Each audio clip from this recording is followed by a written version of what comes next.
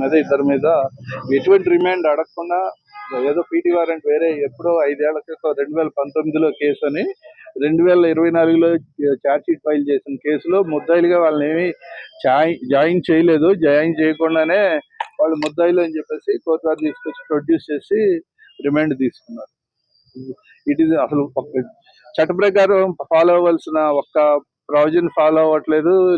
Latest గా విహాన్ అని సుప్రీంకోర్టులో ముద్దాయికి అతని మీద ఉన్న నేరాలు ఏంటో తెలియజేయకుండా ఏదైనా జైలు ఇస్తే అసలు రిమాండ్ కానీ రిమాండ్ రిపోర్ట్ కానీ ఇలాంటి అతను జైలుకి పంపిన కేసులో కూడా అవన్నీ కొట్టేశారు. మొన్న 7/2/2025 సుప్రీంకోర్టు వారు అలాంటి జడ్జిమెంట్లు ఉన్నా కూడా వాటిని అన్ని పట్టించుకోకుండా మోనోపలి హై హ్యాండెడ్ గా స్టేట్ లో ఒక్కటే పోలీసు లాగా చేస్తున్నారు.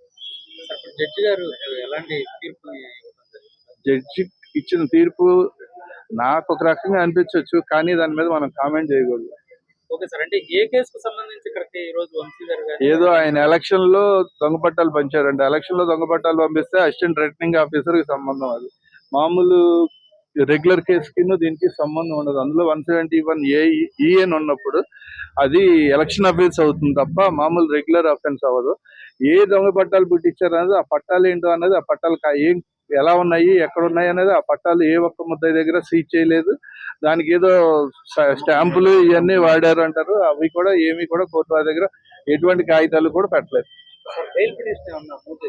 చేసాము. 19కి వాయిదా పడింది. రిమాండ్ 29.